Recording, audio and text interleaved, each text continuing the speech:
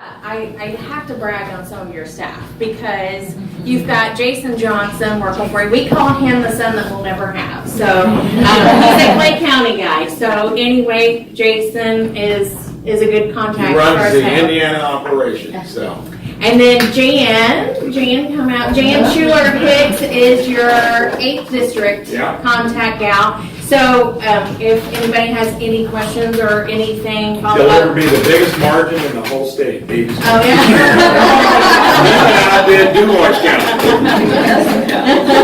But Jan is awesome. I've known Jan for several years, and she's great. So you guys have great. You've got great people on your staff that kind of help us get to you. So good kudos on that. Good job. Thank you. Thank you. Hey, thanks for having me. This is a part of the campaign I loved most, was to get out, and especially in the counties more like mine, some of them up in the northwestern part of the state. Marion County, which is my sister lives in Boone County, Zionsville, and she put me up as a state rep for either 2.5 or 3.5 months each year while we were in session. And as a retired school teacher, retired a couple of years ago, so that's always a hot topic.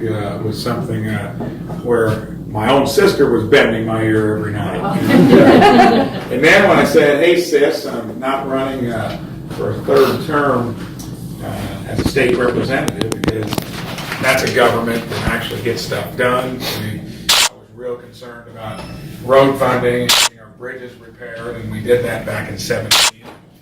Got a special bill passed that lets local areas put skin in the game and advance a road project or a bridge project, and got that passed. And we've got it teed up in DuBois County now for a road project that we've been talking about for 40 years. So that's how government should work. Spend it on the things that are important, get it done without taking 8-10 years to get stuff across the finish. But when I told her that I may need to use your place for 15 months if I'm successful making it through the primary, I thought that's when sis was going to say, "No, bro, hit the road." She actually said yes. So I ended up, of course, winning the primary, and then I thought, my goodness, when I declared in August of 17, after traveling the state to make sure it wasn't a fool's errand, I felt real good about the idea of somebody with real world experience, an outsider, not your typical farm system politician doing it. It just normally doesn't happen at the Senate level because there are so many things stacked against you when you try that. You get very little help from the folks that have been there a while. They're going to probably help somebody else, but I thought with what I saw Mr. Trump do in 2016, that it was plausible, even though I didn't have that kind of bravado, I still had that kind of energy, and maybe a different approach with a little Cougar humility along the way, but thank goodness that occurred, because I would not have run for senator had the other option been the result. And I'll never forget sitting at watching the election results in November of 2016, and it was dragging on and on. It kept looking like, well, maybe, maybe not. I went to bed at I think 2:15 when I heard there was trouble in the Philadelphia suburbs. That sounded like a machine or something. Going to make that a long night, and I got up. I was still anxious to see the results, and turned the TV on at 6 in the morning and saw President-elect Trump. Couldn't believe it. Couldn't believe it. I was actually looked like a crazy person jumping up and down. And so excited, I woke my wife up and said, "Hey, something's occurred that's going to shake politics up." And wow, I mean, you talk about somebody shaking the system and disruption. I think his Achilles heel is that, that is so much a part of his package, and some people can't get used to it. Thank goodness it occurred, because this place, now that I've been there up close and personal with it, is more dysfunctional and gummed up than what I thought. They're That's why I've come out with bills that look to reform the place. Ted Cruz had a term limits bill finally that would let the folks there vote for it because they'd be grandfathered. It never would happen otherwise. It probably still would have to go through a constitutional process. And sad thing is, even among Republicans, you won't get all of them to sign that, which that's disappointing. We have a year to get a budget done. I'm on the budget committee. Have not done a budget in 20 years. A budget that you put out there as a blueprint that you would in any other entity and then appropriate to it. That's just not the way things work there.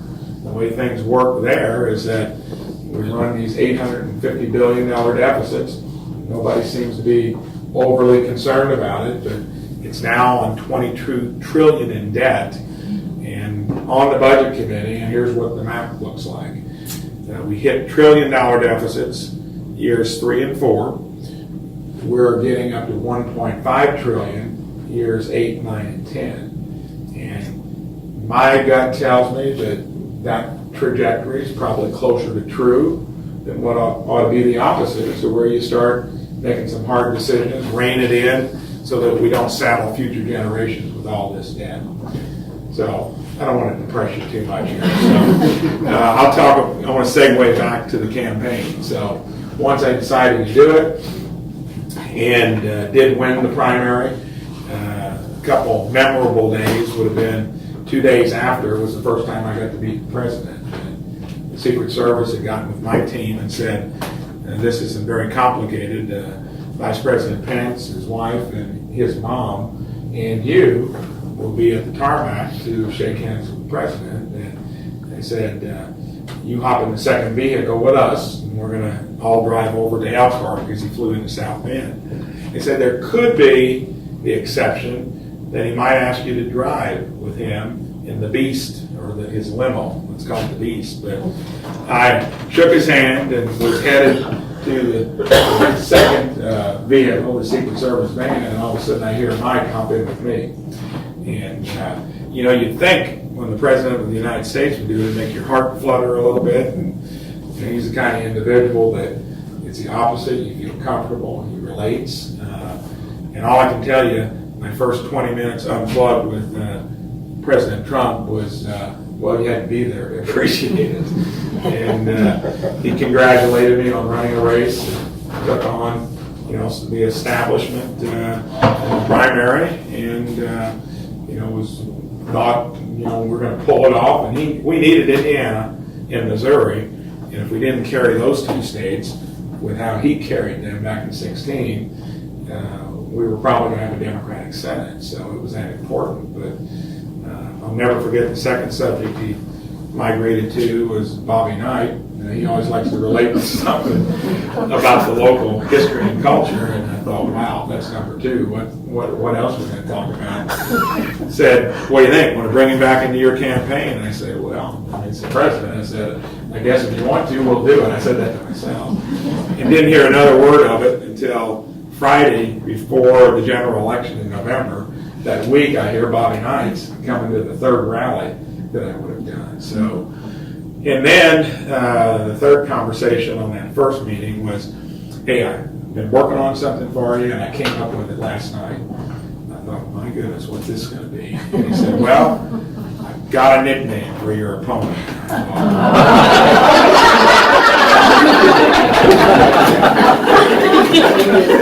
And Todd Young and Jackie Walorski, a congresswoman from up north, were in there in the limo with me. And Jackie called me the next morning and said, when I heard that, didn't even hear the response, I had to look to the window to keep from laughing at So, and this is almost verbatim. He said, I've been asking the senators, aides have been bringing me nothing. I've heard of Mexico Joe, I've heard of Do Nothing Donnelly, need something fresh. He said, I came up with it. He said, we're going to call him Sleeping Joe Donnelly. He said, no, that's too darn long. We're going to get rid of the Donnelly. We're going to get rid of the G on sleeping, put an apostrophe there, Mike, he's going to be Sleeping Joe. And those were his words, verbatim, and that was the first rally.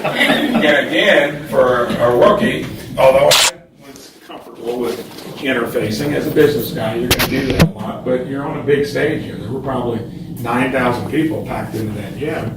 And the instructions there again were come out, wave, shake hands, and then just scoot off the floor without tripping. So I said, well, that sounds pretty easy. And I was watching the teleprompter management. So, and I'd never seen that before. Normally, you just got one person operating the teleprompter because it keeps moving. And, you know, the person using it keeps on the teleprompter. They got 3 of them. And then there's an individual directing the whole operation because that evening, it was the first time he'd been back to Indiana since he ran. He was feeling his oats of wanting to be out there relating. And that it was like watching a circus because the teleprompter would go forward, no, back it up, you need to say that. And then I was mesmerized by that. And then all of a sudden get to the part, well, hey, you want to meet the next senator from Indiana? And so getting ready to come out there, and I looked, and he wasn't even close to the dais. He was over there on the other end of the stage. And I said, this doesn't feel right, you know, in terms of going pro farmer where you shake hands and wave. And then he said, well, how about you want to hear a few words from the next time? Lucky I'm pretty good on my feet. I thought, my God, I had planned anything. All I can tell you is the energy and just the whole experience was so easy that you get out there and you're inspired to probably give the best minute and a half I've ever done on the stump unprepared.